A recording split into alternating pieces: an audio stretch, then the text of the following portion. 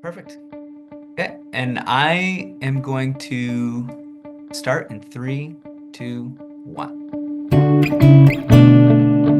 Hello, everyone. For those of you who are joining, you can see our participant numbers are rapidly increasing. We expect a crowd this evening. And while we wait for people to join, please feel free to introduce yourself using the chat. We always love to see where people are joining from, and how wonderful. There are people from all over the country. My name is Amber Bennett, your host for this evening. I'm also the executive director of Reclimate, which is an organization based at Carleton University. We focus on climate change communications and engagement. And I'm really excited about this evening's program. You can see we've got 700.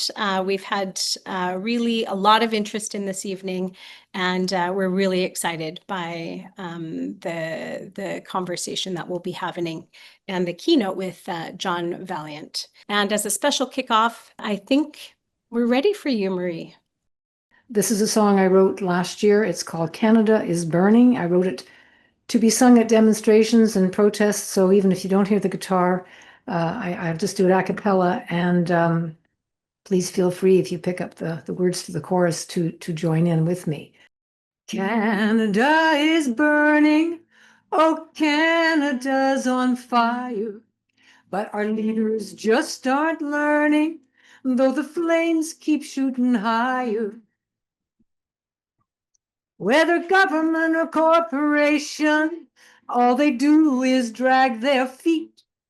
So it's us, the people of this nation, gotta make them feel the heat. 'Cause Canada is burning, oh, Canada's on fire. But our leaders just aren't learning, though the flames keep shooting higher. We could mobilize fast in wartime, the whole country in high gear. So why are we wasting more time now with the fate of the planet so clear? 'Cause Canada is burning, yeah, Canada's on fire. But our leaders just aren't learning, though the flames keep shooting higher. So think about the next generation and the hell they might go through. Then let the children be your motivation to do all that you can do. 'Cause Canada is burning, oh, Canada's on fire. But our leaders just aren't learning, though the flames keep shooting higher.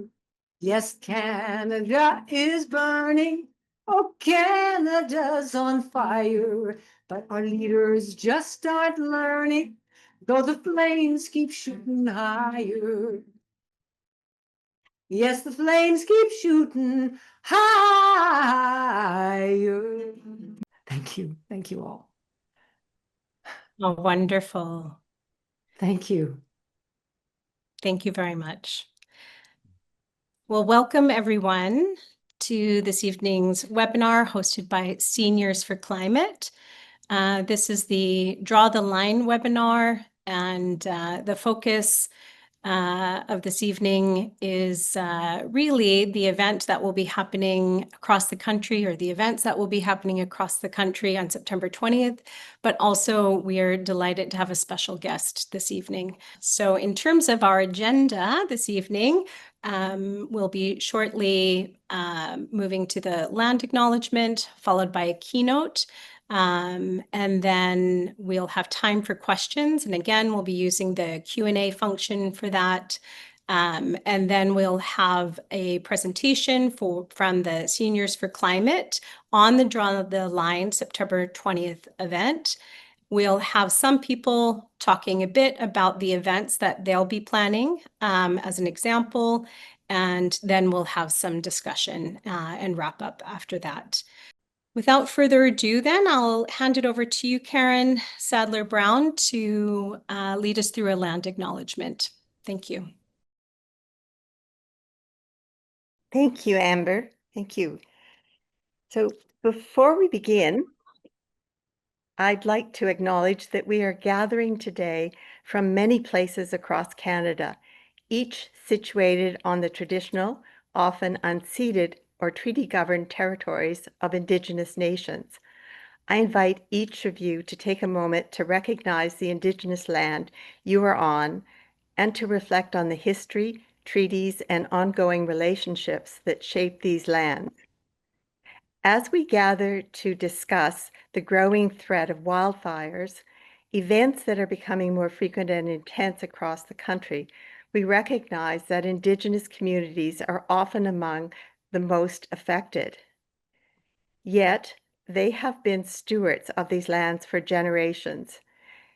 Their traditional knowledge and leadership in fire management, ecosystem care, and sustainable living offer vital guidance as we face the accelerating impacts of climate breakdown. In acknowledging the land, we affirm our responsibility to respect Indigenous rights, support Indigenous-led stewardship, and work together toward climate justice and environmental protection for this generation and those that follow. Thanks very much. And now I'll pass it back to Amber to introduce our great speaker. Well, thank you, Karen. I think that many of us are here in part because of the guest speaker for this evening. His name is John Vaillant. He is an acclaimed and award-winning nonfiction author, both of the books, The Golden Spruce and The Tiger, and he's received the Governor General's Literary Award and has written The Impacts that we're all undergoing. And as a mother, I found the book absolutely riveting and quite complicated in how you've beautifully woven together so much into such an amazing story. So I would love to pass it over to you, John, to tell us more and to say in your own words, tell us the story of fire weather.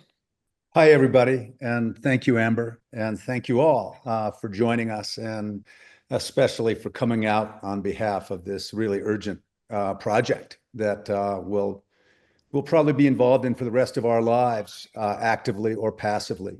So I'm glad and honored to be with you all this evening, and if any of you are still having doubts about priorities or purpose, look no further. The urgency is at our doorstep. And that said, I don't think any of us was expecting to find ourselves on the bleeding edge of epochal climatic change. But we are, and no matter where we live, we have a front row seat to this future. I don't need to tell you about the world-changing energy our fossil fuel-powered economy has loosed upon the world, even as it enables the unprecedented lifestyle we're still trying to enjoy. It is taking those gains away, endangering all the beings who enjoy fire-prone, hydrocarbon-rich areas like the ones in which we live. The situation is quantifiably different now. Maybe you've heard people say, yeah, we've always had bad fires. That's true, but not this bad and not this often. What we're seeing here is a slide of California megafires. And this runs from 1930 to the present. Between 1930 and the year 2000, you see those gray columns. Those are some pretty big fires, but they happened every decade or so. We cross into 2000 and look at these red bars. There are too many megafires to even chart properly. The LA fires that devastated vast swaths of downtown Los Angeles last January, that fire didn't even rank on this chart. So we're seeing similar fire growth in Canada. And like Russia, North Korea, Florida, Texas, and the province of Alberta, the United States government now refuses to acknowledge the grave risk posed by fossil fuel emissions, principally CO2 and methane, and it's actively reversing and undermining efforts to decarbonize our energy and transportation sectors. In so doing, Washington is endangering our lives, and it's also handing the future of energy, which is renewables, to China, who's installing more than 1 gigawatt of wind and solar every day. As big oil supercharges our economy and its own bottom line with record profits, it's also supercharging our atmosphere with record quantities of greenhouse gases. Next.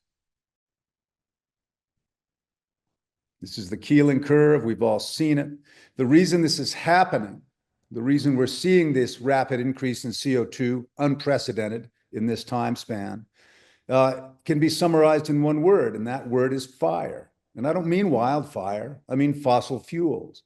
One way to understand capitalism as it is currently practiced is as a global Ponzi scheme powered by fossil fuels and leveraged against the future of the living world. In light of this, the most accurate way to calculate the debt on this system of fossil fuel powered, which is to say fire powered civilization, is by measuring CO2. Next.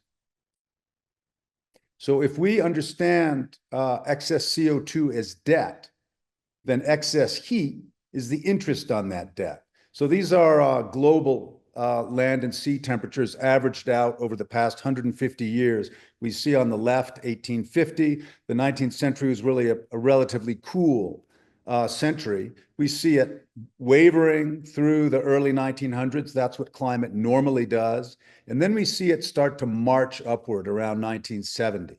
And it hasn't stopped. And look at 2023. Look at that red bar at the very edge there. It took a big jump. So starting around 2000, when CO2 levels were approaching 370 parts per million, the rate of global temperature rise accelerated, becoming more noticeable to the general public.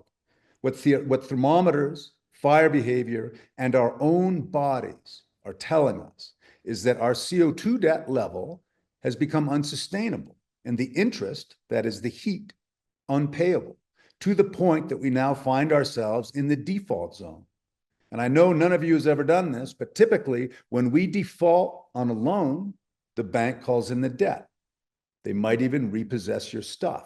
And this is one way to understand the steady increase in fossil fuel enhanced weather disasters. These floods, fires, heat waves, and intensifying storms are the bank of nature's repo man coming to collect on that debt, repossessing our homes, our cars, our towns, even our very lives. Next slide. So this is billion-dollar weather disasters over the last 40 years in the United States. And you can see it follows the same track as CO2 rise and temperature rise. These are all interconnected dynamics. A more positive and forward-looking way to interpret this moment, though, is as a stern invitation to mature out of petroleum-powered, AI-enhanced capitalism's dangerous delusion that nature is some kind of bottomless trust fund that we can draw on at will with no consequences, and B, that we are somehow in charge. I don't care what business you're in, virtual or actual, nature owns 51% of it, at least. Until we recognize the natural world as more than a full partner in everything we do, she will continue to remind us in progressively more violent ways, and she will continue collecting on that debt. So let's be clear, coal, still widely used, is an 18th century fuel. Oil, which still drives about 80% of the world's economic activity, is a 19th century fuel. The internal combustion engine was prototyped in 1860. Standard Oil, Esso, Exxon, Imperial in Canada, was founded in 1870. Bitumen, what they're mining and melting up in Fort McMurray, is not a fuel at all. It's a driveway sealer. It takes billions of cubic feet of natural gas every day to melt and fractionate bitumen into substances American refineries are able to render. So why on earth are we still doing this? Especially when scientists have understood the basics of the greenhouse effect literally since the 18th century. We've understood the heat-retaining qualities of CO2 since the 1850s. Scientists were speculating on industrial CO2's potential for altering the climate in the 1890s. What's alarming and probably indictable is the fact that petroleum companies have known this for more than 50 years. In fact, they've been leaders in climate science. But this presented a quandary. How do you separate oil from fire or burning from emissions? You can't. And so starting in the 1980s, the industry embarked on a disinformation campaign to disavow and undermine their own science. And they've been doing it ever since. Next. Here's the strategy in a nutshell. This term was coined by Alex Steffen, a really powerful futurist working out of Berkeley. I urge you to acquaint yourself with his work. Predatory delay, as he describes it, is the deliberate slowing of change in order to prolong a profitable but unsustainable status quo whose costs will be borne by others. So this begs a question every one of us should be asking our prime minister, our premiers, our mayors, our bosses, our clergy, and ourselves. How is it not a crime to knowingly, willfully, enthusiastically sabotage the future as the petroleum industry and its colluding investors and governments are doing now? Why would someone do that? John Kenneth Galbraith, born in Canada, but a US economist, ambassador, and author, wrote, "People of privilege will risk their complete destruction rather than surrender any material part of their advantage." The Fort McMurray fire occurred in 2016, which was then the hottest year in recorded history. But last year, 2024, was hotter still. This year, atmospheric CO2 levels exceeded 430 parts per million for the first time in about 10 million years. The longer major economies, not to mention our personal finances and transportation choices, remain hostage to the fossil fuel industry, which is currently trying to weaken protections for oil workers in dangerously hot conditions, the worse these fires, floods, heat waves, and droughts are going to get. The busier the Red Cross is going to be, and the more evacuations, heartbreak, and PTSD we and our neighbors are going to suffer. There's no getting around the fact that this is a particularly dark period in our shared history, and it underscores the relatively liberally inclined stability in which we've spent most of our lives, especially in Canada. But we're now witnessing that order breaking down in real time as the US devolves into a cynical caricature of zero-sum, devil take the hindmost, libertarian neoliberalism, more closely aligned with Russia than with Europe. While their machinations have no doubt enhanced some of your pensions and stock portfolios, the American right and its allies in Canada have been working for decades to undermine the post-war idealism so many of us have enjoyed and perhaps deluded ourselves with ever since Reagan took office. We now have to face the hard fact that the US is no longer an ally or a model, that it's run by people who not only don't care if we die or if the planet dies, but who are engineering increased mortality across all species and habitats. As a result, the nation of Canada now exists in a similar precarity to the environmental movement, a strange irony for a nation built on and maintained by the crudest forms of extraction. Canada, too, is going to have to find new allies and a new way forward. But so far, Carney, a very smart man who I'm sure knows better, is letting the oil and gas industry, a longtime ally and enabler of tyrannical governments, heavily influence his agenda. But all is not well in the oil and gas industry. This is from the International Energy Agency. Global oil demand growth is set to slow to a halt by the end of the decade. So next slide, please. You might not see it if you live in Canada, but the energy transition is fully underway. We are, to this end, we have to recognize and ideally include allies who may not look or feel like typical allies. So this is just in the past 3 years, China has laid on a vast, three-figure amounts of terawatts. The United States is way behind. Canada is not even on this list, but what this indicates, a terawatt is 1 trillion watts. Terawatts are what you power Tokyo with, what you power New York City with. It's an extraordinary amount of energy. And so to install that much energy, to activate that much energy just in the past 3 years should indicate to all of us that we are in an historic energy transition. Next slide, please. Again, in terms of look for your allies, they're not always in where you expect them to be. Texas is kind of the first cousin, if not the twin sister, to Alberta. Alberta has actively shut down renewable energy projects, some of them financed by Texas, who it's now alienated. Texas, meanwhile, leads not only the country, but the entire continent in renewable energy rollout. It's kind of amazing. Let's see the next slide, please.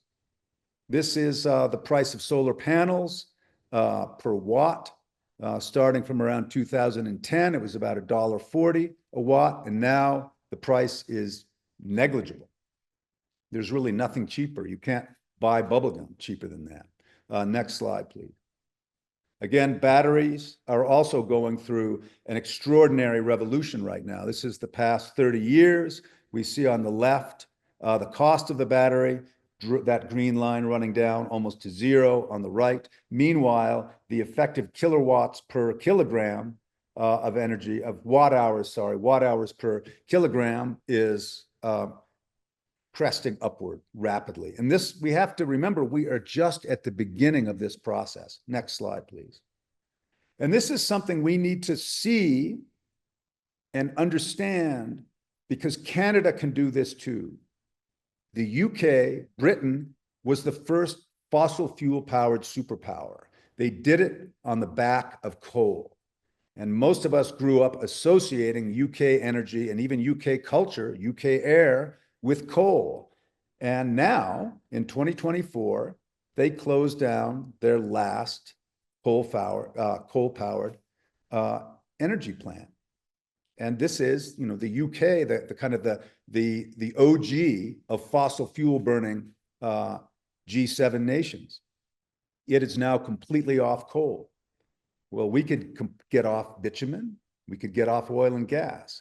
So these are things that, one last slide just to show you some of the benefits of this. Yeah, so this is over the past 150 years. These are UK emissions. Fell another 6% in 2023, but they're now at their lowest, if you look at that graph, since 1879. This is per capita CO2 emissions. So this is cataclysmic change of a good kind. And if the UK can do it, Canada can do it. China's already in that process. Their emissions, which have been spiraling upward for the past 3 decades, are now plateauing and set to descend because they've laid on so much new wind and solar. What I'd like to close with is this. I think most of us here have a clear idea of what wealth is, especially, you know, older folks who are retired and trying to enjoy their retirement. And we have a sense of what wealth means, but I want to offer an alternative definition. Wealth is not having to pack a go bag. It's not having to run for your life. It's not having to explain to your kids why they had to, or why they might have to in the future. Wealth is not having to hear your children tell you that the reason they're not having kids is because they have no confidence in their elders to maintain a safe and stable climate. To be clear, we are not going to buy, drill, AI, or Mad Max our way out of this. We're going to have to reimagine our way out, reevaluate our way out, transition our way out, reduce our way out, and love our way out. Using the bullhorns of destructive weather and hemisphere-spanning heat and wildfire smoke, nature bellows our interconnectedness and roars our interdependence. No matter how big our reservoirs or bank accounts are, we cannot protect ourselves or our beloved country if we don't protect the ecosystems they depend on, which means, first and foremost, cooling them down. In other words, decarbonizing. We have the templates. Right now, it is technically possible to have stability and abundance. Solar is the cheapest energy ever invented. Paired with battery storage, its potential is effectively infinite. So much of what we're seeing is legitimately discouraging, but this doesn't make significant climate action any less urgent or any less possible. I've been traveling with fire weather for more than 2 years now, and I can assure you, we are not alone. Our toxic new reality presents movements like this with high stakes, now or never motivation, and also with some hard but potentially liberating choices. Because we cannot depend on institutions to support us, we're going to have to do it ourselves from the ground up in creative and radical ways. Luckily, we're not the first people to do this. From labor movements to the Black American Freedom Riders, meaningful change has always been hard won. There's a lot that we can learn from them. And one of the features of the American Civil Rights Movement's Freedom Riders, which has become a model for nonviolent protest around the world, is how it brought young and old together, deploying each age group to best advantage. In order to be successful, we must do this too. To this end, what if Draw the Line evolved into a general climate strike? What if institutions are no longer responsive to the most urgent needs of the day? Let's get their attention by shutting them down. Bill McKibben, in conjunction with 350.org and Third Act, has created effective contemporary models for how to do this, but clearly we must go further. We must go harder. To this end, let's make September 20th, Draw the Line, an historic event. There's never been a clearer or more urgent case for mass action. It's not just us, and it's not just our children and grandchildren. The lives of all beings are on the line here. Friends, the writing's on the wall, and it takes the form of a question. Are we going to go down, clinging to a 20th century status quo, in servitude to fire? Or are we going to evolve using our collective brilliance, our capacity for collective action, our abundant gifts for invention, connection, and influence to lower the temperature, to recognize actively what makes life worth living? Indeed, what makes our lives possible at all. So let's draw the line together on September 20. Thank you very much. So glad to be with you. Thanks a lot. So there are lots of questions for you, for sure. Let me start with one. What are your thoughts on the media's reporting of wildfires? Carleton's Institute Reclimate found that only 13% of wildfire news stories mention climate change, and 10% mention actually fossil fuels and their role. Can the media be encouraged in some way to link climate change and fossil fuels to wildfires we are seeing now, and how? How well do you think they're handling this issue? Well, it's really a shame that we have to increasingly go to alternative media for straight answers on things that matter most to us.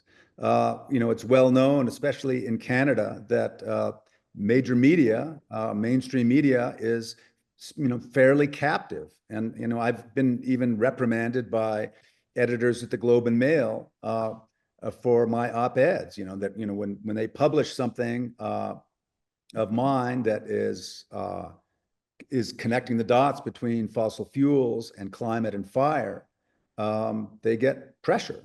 And they're tactful about it. They know where their bread is buttered, which side it's buttered on. But there are owners, and those owners play golf with other owners, and they protect each other. And so I don't think they're doing as good a job as they could do.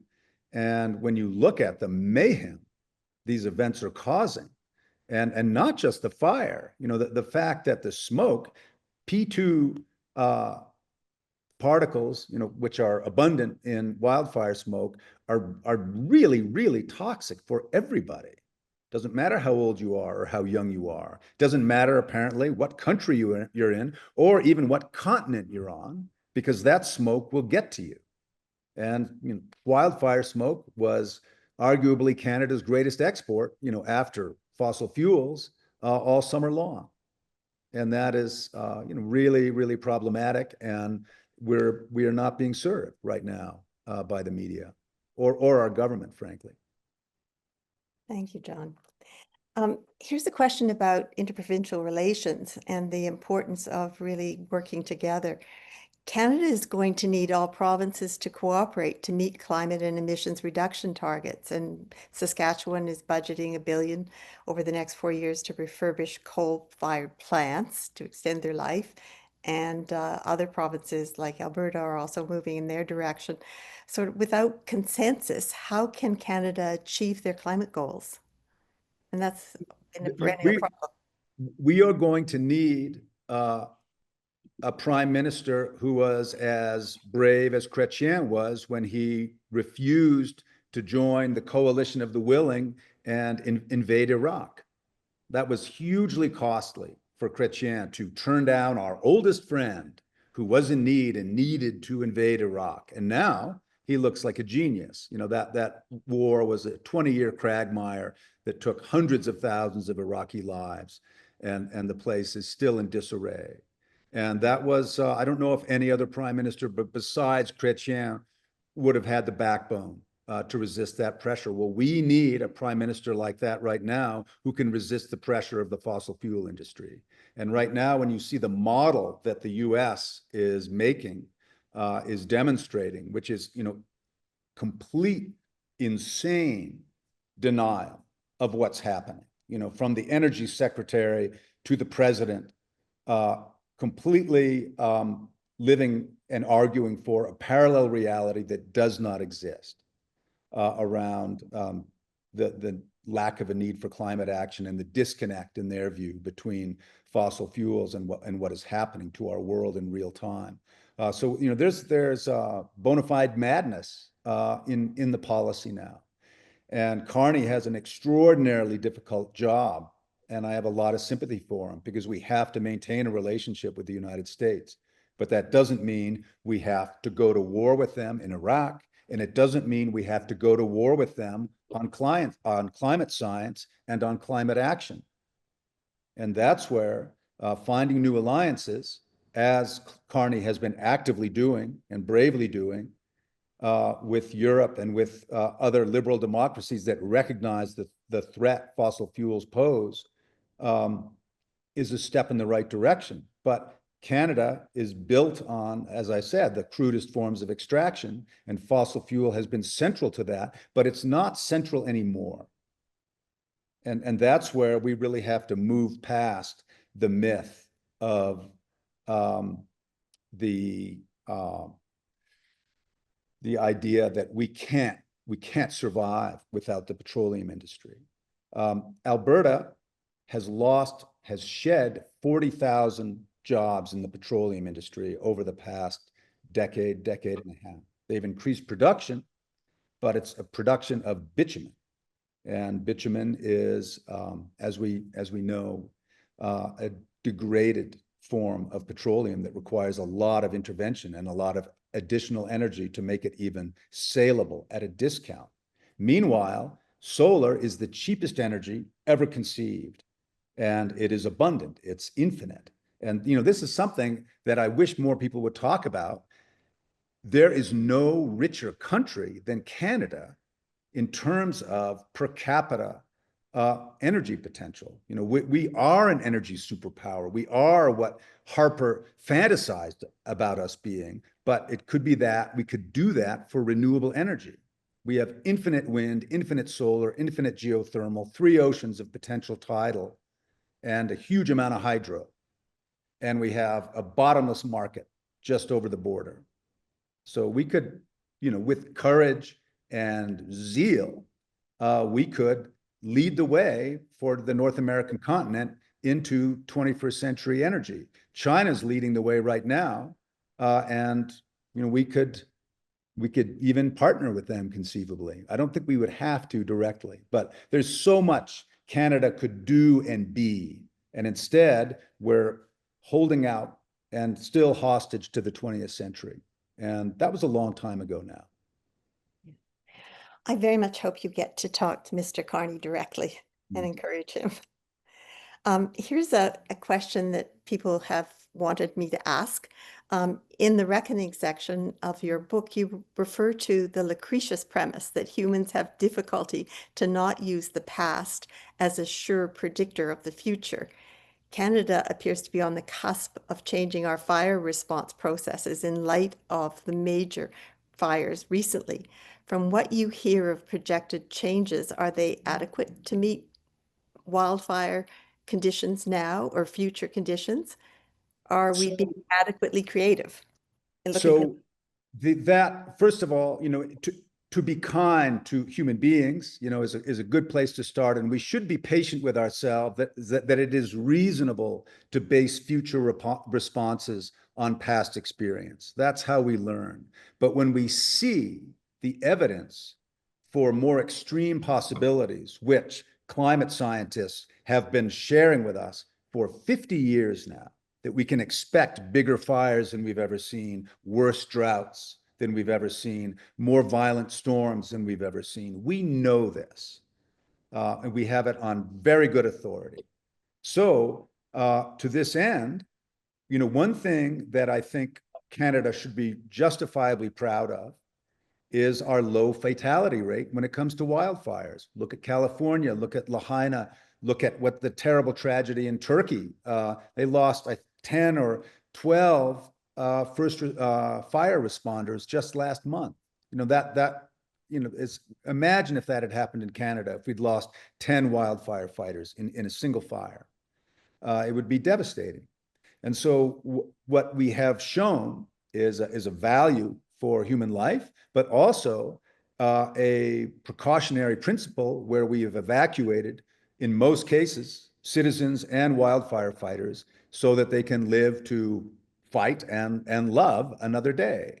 So that's really positive. So that is one area where I think we are learning from the Lucretius problem and moving into the future in a proactive way.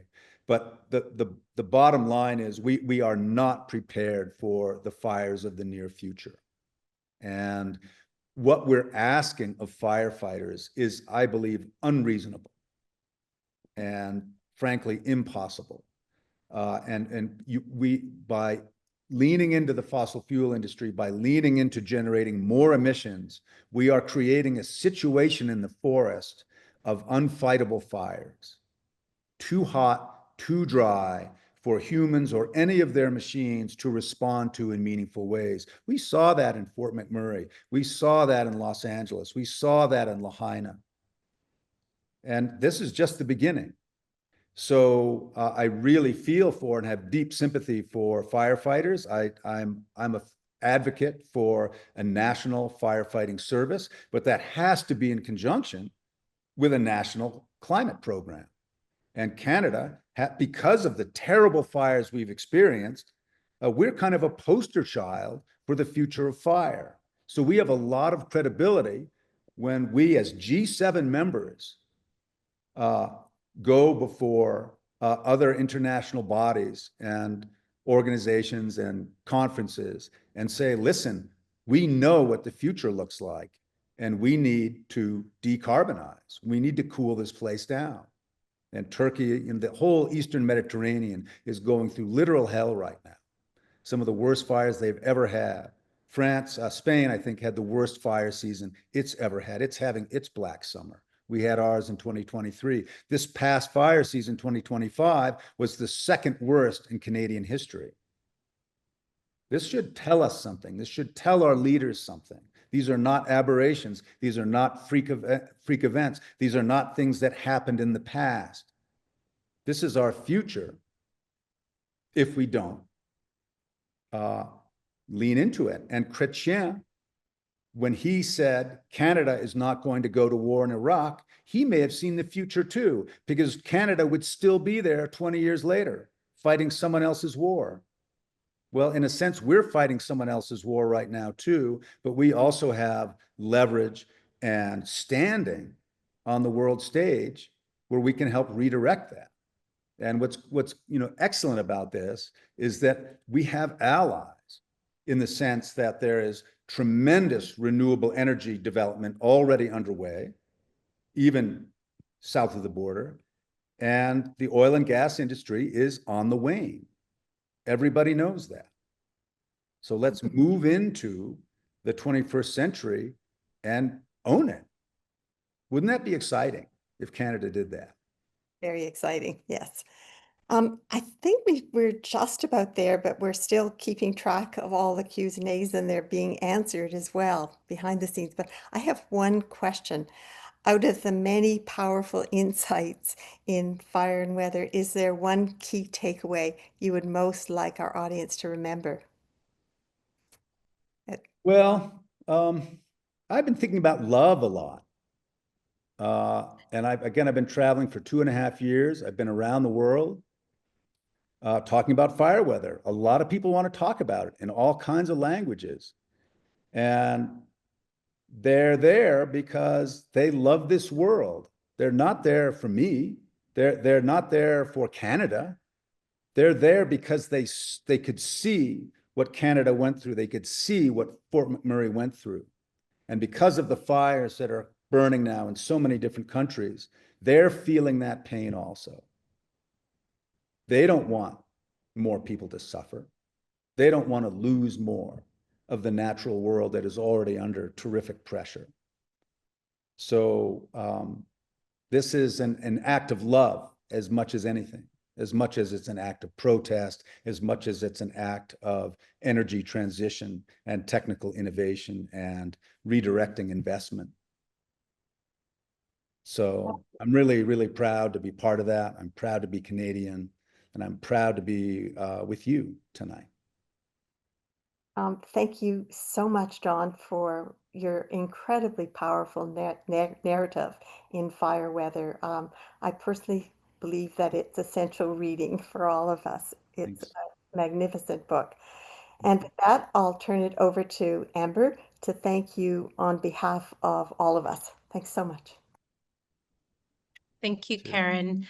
Well, I think Karen said it. Just thank you for the work that you're doing. Thank you for empowering us with knowledge and words to take forward in whatever we do, whether it's community work or organizational work. The passion and really the clarity that you bring to something that I often feel is overwhelming sometimes, often complicated. But thank you. So thank you for the work you're doing. And thank you for calling us to action this evening. I'm going to now invite Dave Smith from Seniors for Climate Action to continue this call to action, talk a little bit about the September 20th events that will be happening across the country, and more details on that. So thank you once again. Just to say, you can continue to ask questions in the Q&A if you have them specifically about some of the details that David will be going through. We will be sharing a copy of tonight's recording as well as the presentation. So over to you, Dave. Thank you, Amber. And John, you're a really hard act to follow. Wow. That was fantastic. So to begin with, we're going to have a very short video from Draw the Line International, and then we'll move into the rest of our talk tonight.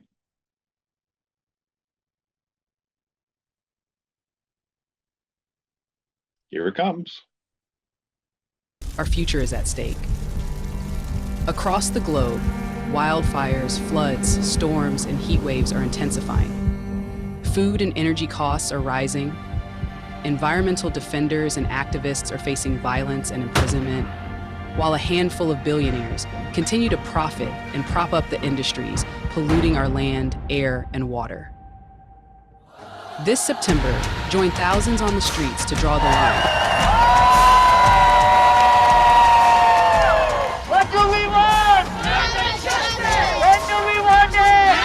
From mass rallies to strikes and walkouts, people everywhere are preparing to take action against injustice, pollution and violence, and for a future built on peace, clean energy, and fairness.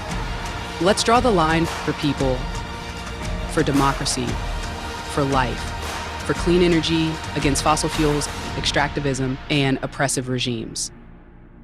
This is our moment to draw the line and take back our future.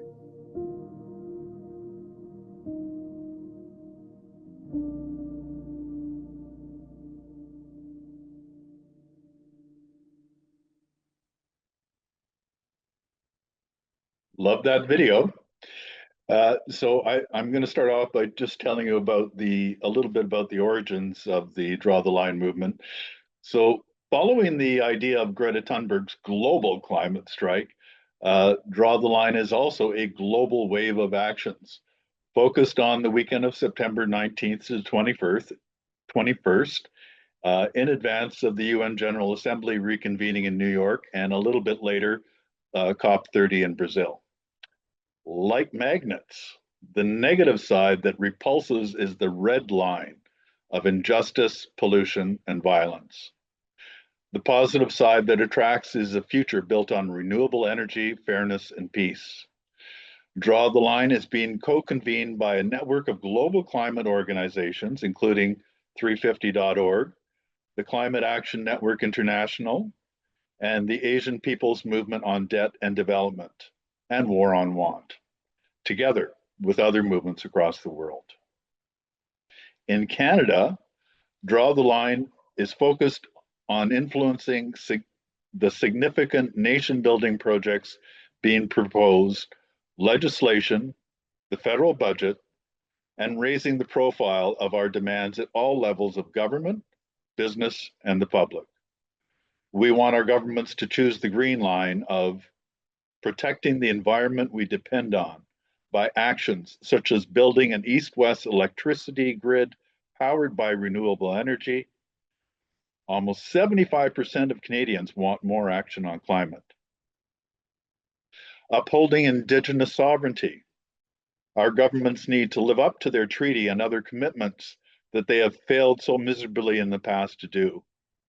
We must treat Indigenous nations as nations. Their worldview leads to a future that our current economic system can only envy.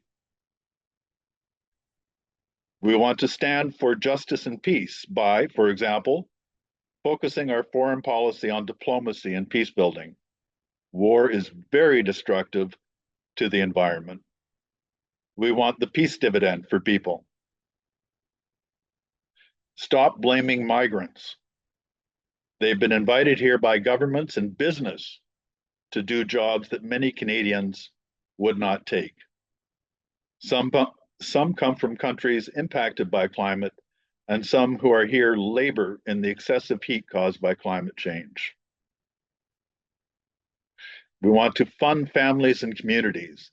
The proportion of tax revenues from corporate profits has fallen dramatically, and with that, the money available for social goods, which benefit everyone. While we subsidize oil and gas companies with billions of dollars, they have enough money to pay for an army of lobbyists and influencers that bend environmental and other policies. Individually, we go faster. Together, we go further. The 15 partner organizations, including Seniors for Climate, and almost 250 endorsing groups making up Draw the Line Canada, have shown this to be true. We can go farther together. Okay, so I'm now going to introduce three people who are involved in some of the actions that are coming up on September the 20th. The first is Patricia Spencer from Kamloops. The second is Joan Kuyak from Ottawa. And the third is Megan Bro, who is a climate activist. And so I will ask Patricia to lead off. Hi, everybody. I just wanted to say to begin with that we are honored to be here and part of this webinar, and I'm also very thankful to hear John Vaillant. We are a group called Kamloops Seniors for Climate Action. In Kamloops, BC, we're on the traditional and unceded territory of the Shwepump people, and Kamloops is the name of the community. We are a very new group. We've only been in existence for 2 months. We actually started meeting in July. We had a phone call from Linda Curtin from Seniors for Climate, who encouraged some of us to get together. We started meeting, we started planning. Our first meeting only had 2 people, the second meeting had 3, and so on. So now we have a steering committee of 7. And we've also joined forces with a youth group called Youth of Kamloops Climate Action Network. And this has really helped create more energy in our endeavors. And we also have some support from existing organizations in Kamloops. So we wanted to organize something for September 20th. We knew we didn't have a lot of capacity or time, so we thought we'd start out simple and small. So we planned to have 2 events. The first event happened Saturday, this past Saturday. We had a booth at the farmers market.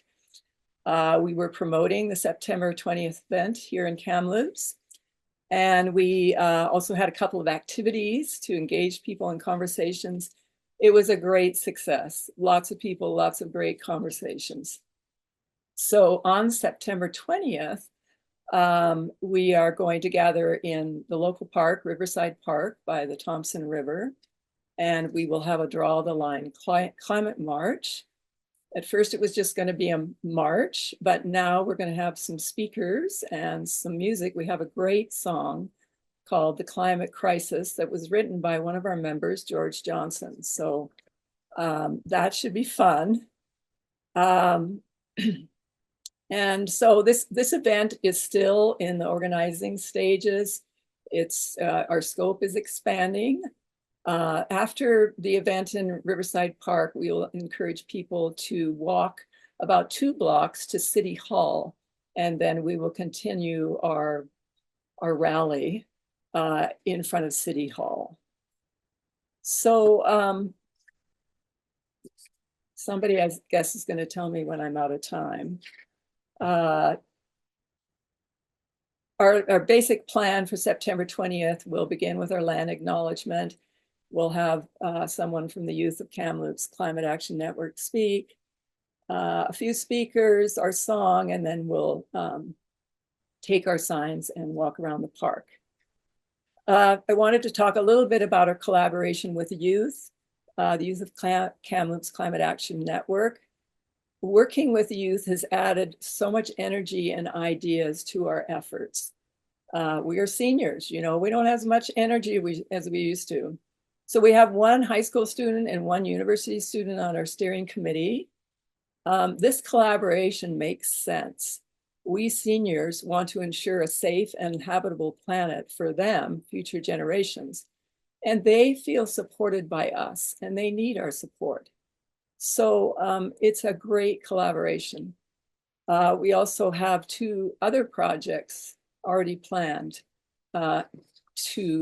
in conjunction with these youth. So we have been working on media and in various ways, so I won't get into that. Again, I just want to thank Seniors for Climate for your support. Linda Curtin, who's connected us with other groups and individuals. We had the Seniors for Climate flag at our farmers market event. We used it as a banner. And the work has been very satisfying. It's a lot of work to organize something like this, but I really want to encourage other communities to don't hesitate to do something, even if it's really small. Just do it. I think that's the important thing, and that's what when we came together in July, we said we've got to do something. We can't let another year go by. Thank you. Thank you very much, Patricia. And with all the songs that are being created around Seniors for Climate, maybe one day we'll be able to put out an album, even if it is electronic. Okay, so our second speaker is Joan Kuyak from Ottawa. Joan, are you there? Yes, you are. I am here. I am here. Um, so I'm going to talk a little bit about what's going on in Canada's capital, which is on the unceded land of the Algonquin Anishinaabe. Here in Ottawa-Gatineau, which is on the other side of the river, a coalition of more than 30 organizations with very different focuses: climate and the environment, Palestinian support, migrant justice, Indigenous solidarity, and labor action, is organizing the march and a family-friendly gathering afterwards. It's based on our understanding of the relationship of all these issues to one another. That hasn't been without difficulties, but we're working through them. The march is going to begin on both the Ottawa and Quebec sides of the river simultaneously, and will meet up at the National Art Gallery. It'll open with the beat of a grandfather drum and a short talk by an Algonquin elder, and then a talk by a group called World Changing Kids and a migrant justice worker. The march will then we'll start at the Prime Minister's office and wind through downtown Ottawa with a stop at the U.S. Embassy, where there will be a few more speeches from other people, and it will end at the Canadian Tribute to Human Rights. Chanting and drumming are going to accompany the marchers, and a few short speeches will address the draw the line demands at each stop. Art bills are being used as a way of creating dramatic and visual effects for the march, and are also building community leading up to it. After the march, the after march as we call it, at City Hall, we'll provide marchers with water and food, an opportunity to visit with one another, to look at display tables for some of our coalition partners, and to sign up for some of their favorite interests for the future. There'll also be music, and maybe the flash mob will dance. As with other such activities, these are things we all know how to do anyway. Getting people involved, planning, getting permits, getting water, food, and chairs for everybody. And it's being undertaken by a large, committed, and very diverse group of volunteers. Because we all work in different ways, it's always a challenge. But it's not that hard, really, to move into climate action, taking with us the skills we have for building community for other causes. And I urge everyone to get involved in the Draw the Line activities where they are. Thanks. Thank you, Joan, and to get involved in such a worthy cause as well. I must say that as you were talking about the various points in Ottawa, I was getting a picture in my mind of all these different places, and it's wonderful. Thank you. So next we have Megan Bro, who is a climate activist from Tekaronto. Megan, would you tell us what you're up to? Hi, thank you so much. Yes, my name is Megan. I'm calling in from so-called Toronto, and it is a privilege to be able to represent youth in this conversation today.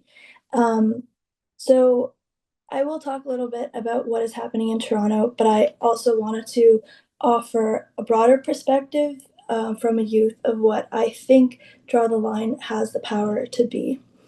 On September 20th, it is all of us versus the 1%. Large mobilizations aim to bring our causes to the forefront.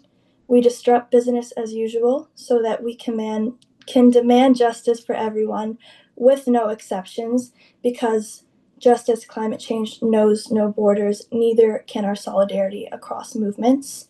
And to me, that is what I think Draw the Line is about. So 5 years ago, I organized my first climate strike with Fridays for Future Toronto. The action took place on September 25th, 2020.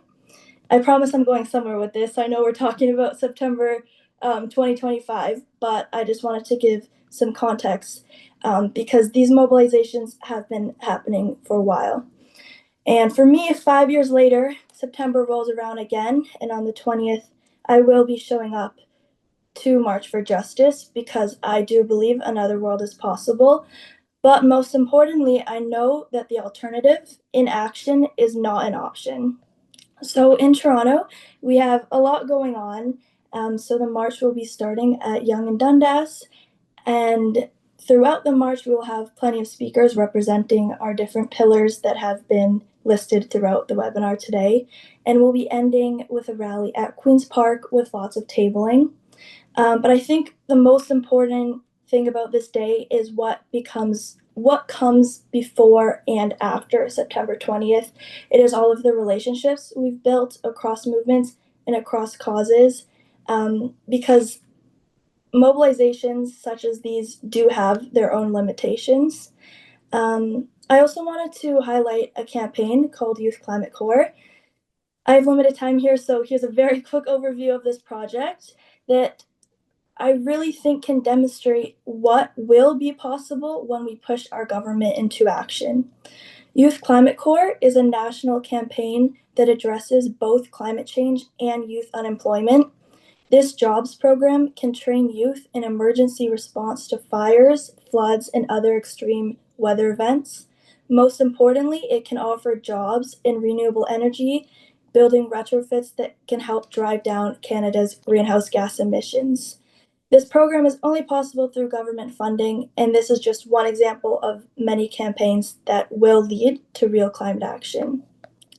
And as Greta said, we don't need hope, we need action. So it is time for us to draw the line between action now versus later. We can't afford empty promises of net zero by 2050. We can't settle for anything less than action right now. At 15 years old, when I started organizing and I started going to protest, there was probably a part of me that was very naive that thought, if we got enough people out on the streets, if we changed enough people's mind, things would change. But I know now that the systems we are up against are rooted much deeper than a lack of awareness.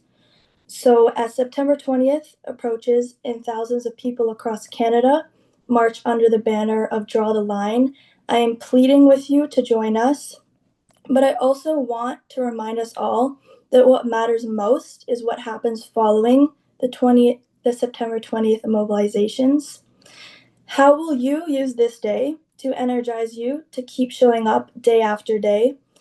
Will you join a local chapter organizing for climate justice? Will you support or start a new campaign such as Youth Climate Corps? It has been over 700 days of genocide in Gaza. This summer is set to be the second worst wildfire season in Canada. Our government continues to push for dangerous bills such as C5 and C2. Liberation for the people and the planet doesn't start and end on the streets. Mass mobilizations are incredibly important, and I hope everyone shows up, but they do have their own limitations. So I'm asking all of you, in what ways can we escalate our tactics? How can we get thousands of people marching in the street and translate that into true action? Because we can't settle for anything less, we can't afford to. We are at the beginning of a mass extinction. Now is not the time to sit back and see how those in power will react, because we already know their interests lie in money and power, but it's all of us versus them. So what more can we do? How can you let this mobilization energize you?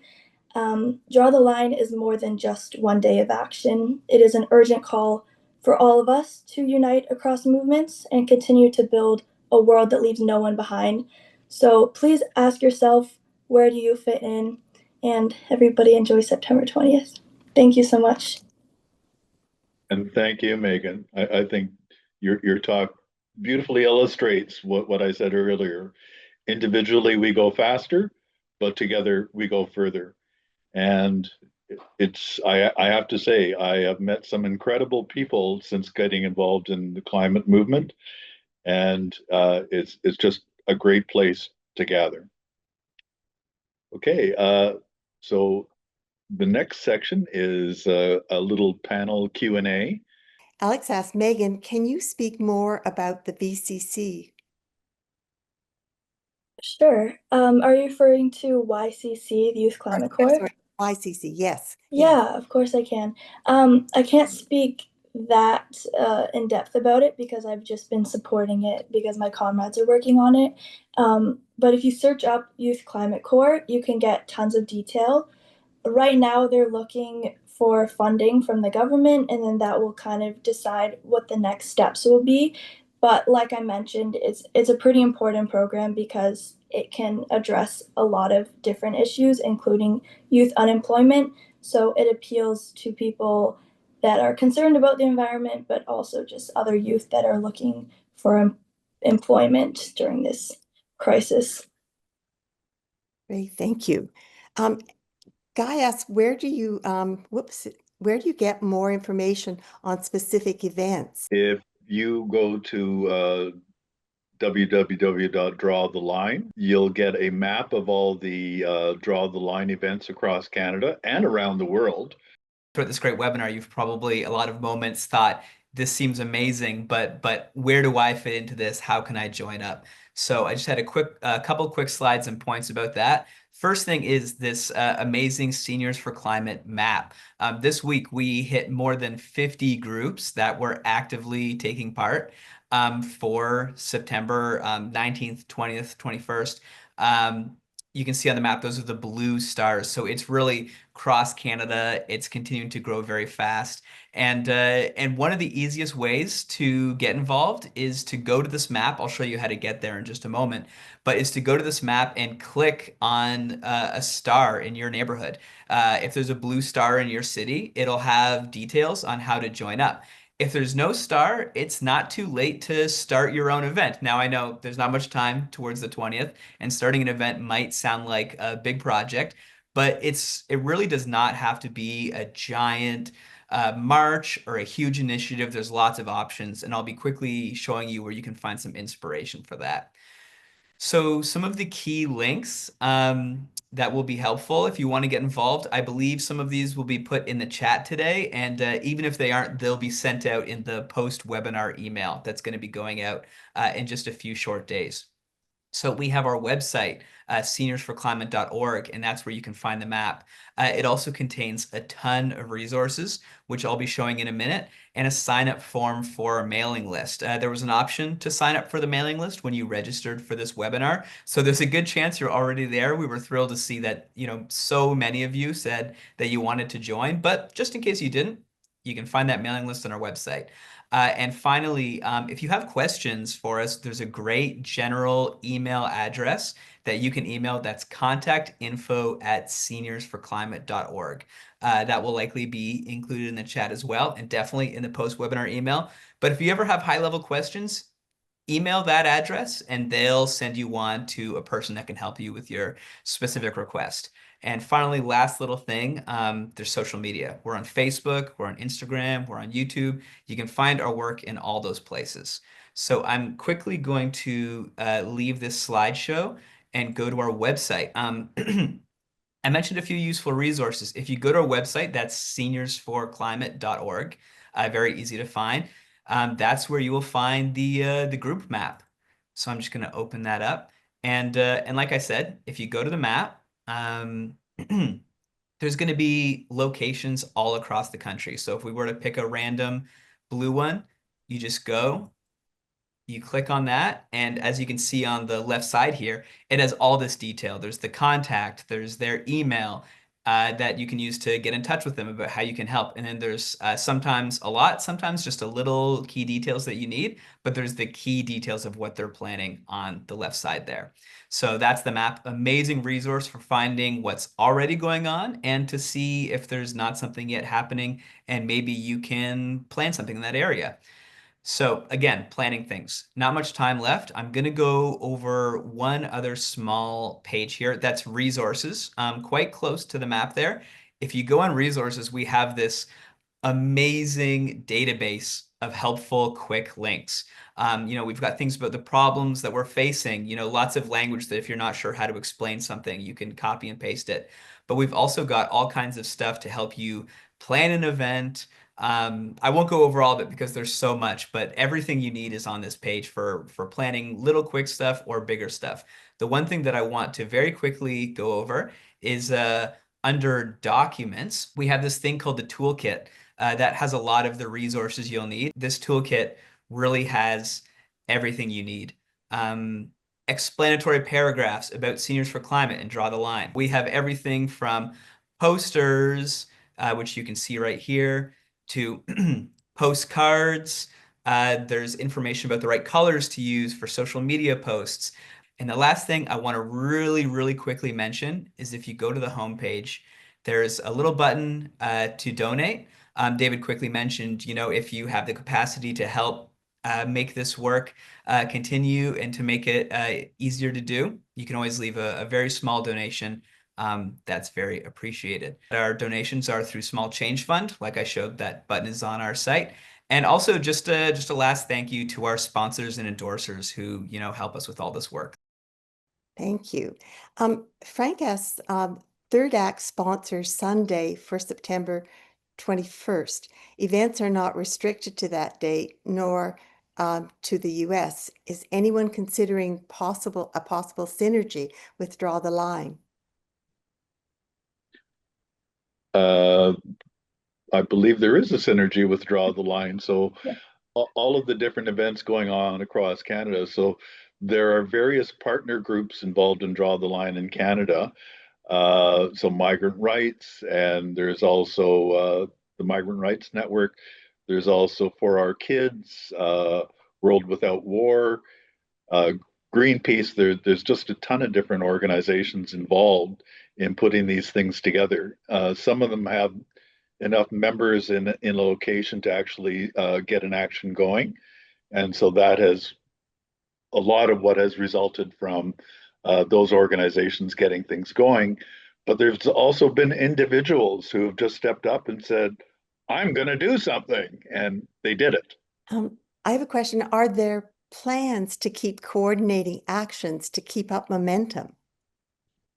Would anybody like to take that on? Yeah, I'll take that one on. We had a discussion actually last night in the core team planning the march about what we were going to do after. But frankly, it's kind of overwhelming right now and trying to figure out, hoping that we're building good, trusting relationships with all these different groups and groups we're working with in the coalition.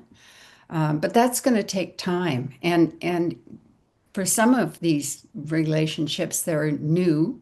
Some of them are older. Many of us in a city like Ottawa actually belong to a number of them.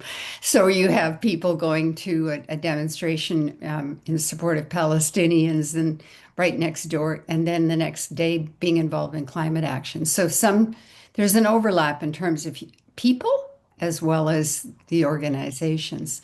So we're talking about how this can be extended and not just be the heads of groups talking with one another one-off, but having relationships built between the people who are there.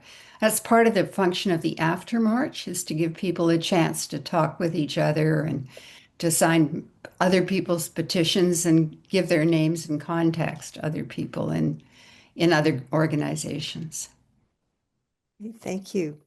So this is for the whole panel again. It's Let's Get Canada a fair and representative electoral system so that we can actually initiate action through our political system as well. How seriously do you consider this opportunity? Would you have liked the opportunity to vote at age 16? You rock. Megan, how do you feel about that question? Yeah, I can answer the part about voting at age 16. I worked on a campaign. It's called Vote 16. I've done a little bit of everything. It's hard to keep up because I tried to dip my toes in everything, but it's also given me a perspective on a number of different movements and campaigns. I think it is so important to lower the voting age. It's a little concerning because I think of like people I knew when I was 16. I'm like, do I really want them to have like power to vote? But at the same time, there are so many crises that are affecting youth, and we have a different perspective and we have a different stake in these fights, and our voice needs to be represented. And there's actually like a very good case you can make legally in the fact that like our voices not being represented in these political decisions is actually against our rights. So I think that's a very important campaign, one that I've had to put aside because I don't have the time for, but I wish all the best to people that are working on that. So important to, yeah, create change through politics, as frustrating as it can be. Thank you, Megan. it- Liz asks, what are your groups doing to encourage participation from the general public, just outside those who are involved in climate action directly, or the climate bubble? Can anybody speak to that? Just how you're trying to involve more people in participation?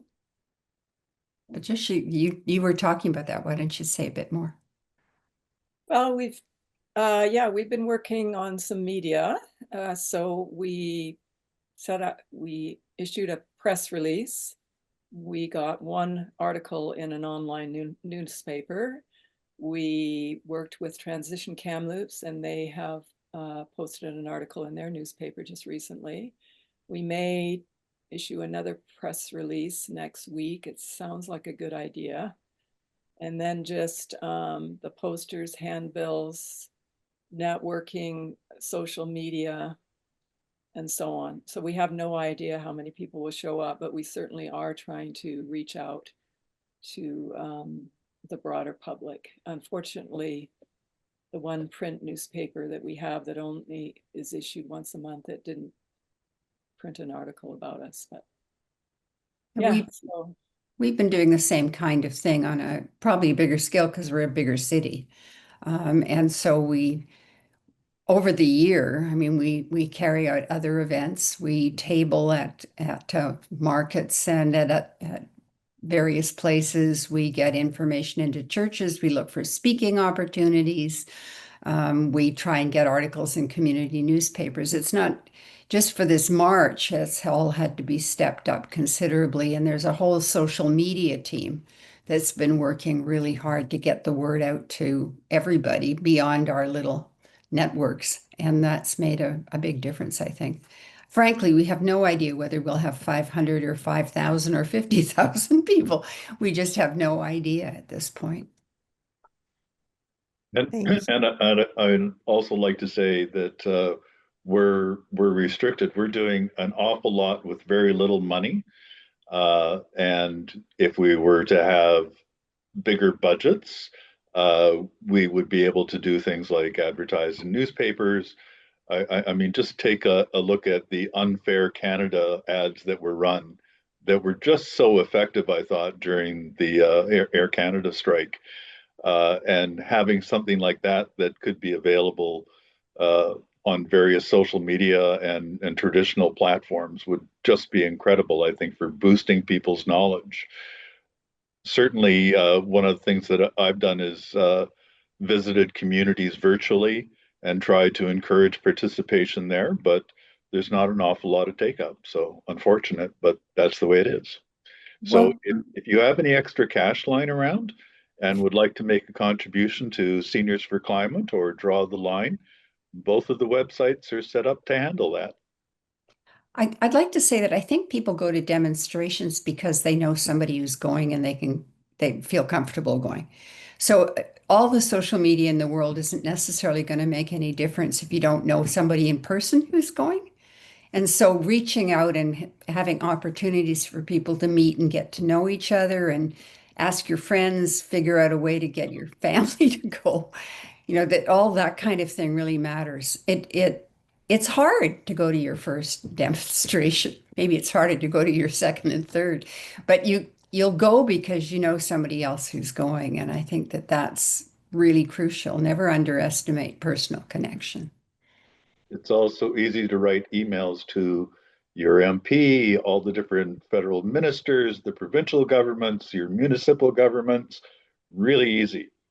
Yeah, that's true.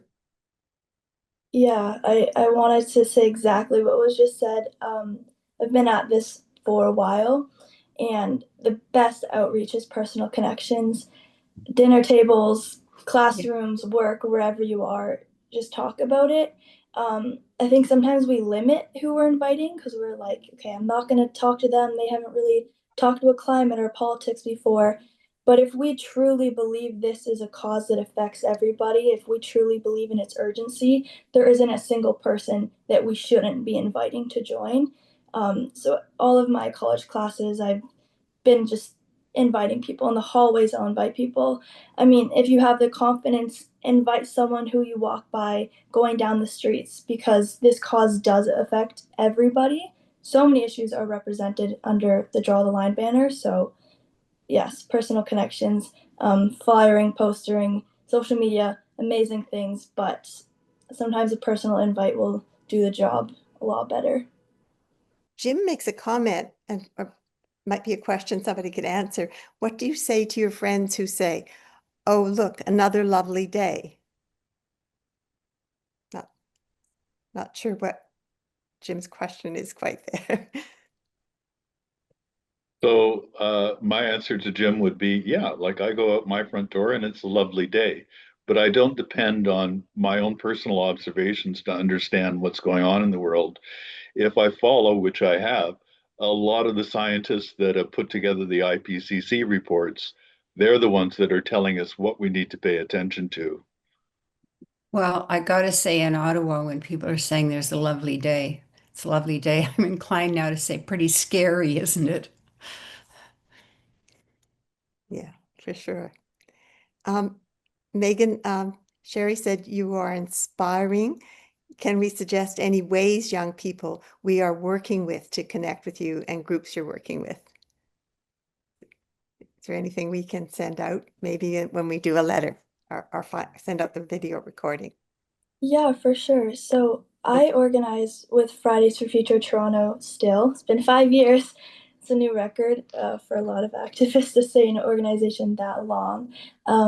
So if there's any youth based in so-called Toronto, please direct them to Fridays for Future Toronto. We are actually organizing a workshop series to try to pull youth into the movement. It'll be a training series to talk about activism and ways that they can get involved. Yeah, just connect with local organizations in your area, and just really encourage youth to start where they are. I didn't just wake up and decide to block an intersection. I started with a lot of smaller actions, food drives, neighborhood cleanups, things that I look back on now and I'm like, oh, I should have been doing way more. But you have to start somewhere. So, yeah, fake it till you make it. A lot of us are just making this up as we go. So. Megan, thank you. We do a covering memo to the video recording, and we'll make sure that some of your suggestions are put in there for everyone. Joan, here's a question for you. Are you inviting legislatures, any legislators? Yeah, I believe the coalition has invited everybody, all the legislators and federal, provincial, and municipal. I don't know what the responses have been. While I'm there, can I just put in a plug for proportional representation? I mean, we've now got a government and an opposition that are both not talking about climate and are certainly supporting corporate agendas. And I think it's pretty damaging. And if we'd had proportional representation a while back, that would not have happened. Great. There's a comment that's great to see Draw the Line action in Kamloops, and hopefully you will be able to mobilize people to support climate action in a location that is not always receptive to it. So a nice comment. We hope you can, for sure. So I also have maybe one last question if we have time. Megan, did you have thoughts on specific ways seniors and youth groups can actively work together to educate and activate the climate action? Ooh, that's a good one. I mean, I think these are questions we ask ourselves every day. But I think a lot of the work we do in organizing and like cross movement, but also like cross generational work comes down to like personal relationships I have with other organizers. I work with a lot of organizers in Scan Toronto, that chapter. And a lot of the time it's just they have an action happening and they're like, hey, can you bring youth out? Or I have something going on and I ask if they have any youth in their life. I wish I had some more concrete action I could give you, but that's my best answer. I think if we just continue to build relationships and work together, that's really important. Cross generational, but also like cross movements. We have to be talking to pro-Palestine activists and migrant rights, justice workers and labor unions, everybody. We have to be talking to them in structured meetings and webinars at teach-ins, but also as friends, because at the end of the day, we're trying to build a better world. And a lot of the campaigns that I've supported, it's really just come down to the fact that my friend is running it and they told me about it and that I wanted to support them. This work doesn't need to be more complicated than it is, I think. Thank you, Megan. And I think it's time now, but I should say that there are thank yous to all of the members of the panel for your comments in the Q&A. Thanks very much. So this is the end of the evening. And just to say, there will be a recording that's posted. You will get a follow-up email with links. Please check out the website, and you have 4 potential calls to action. Check out the website and go to an event that's in your city. Ask 5 or 10 people who you know to come with you to that event. If there isn't an event, you could consider hosting one of your own. And then finally, you can also donate to Seniors for Climate to support this work. So thank you for staying with us this evening. Thank you for giving our time. And also, I just want to acknowledge that there is a large group of people that are working behind the scenes this evening, answering questions, working on tech, as well as over the past months to make these events happen and to make sure that we are all getting out to draw the line on September 20th. So thank you, everybody. Have a really good evening, and keep an eye out for those materials and more communications coming your way. Thank you.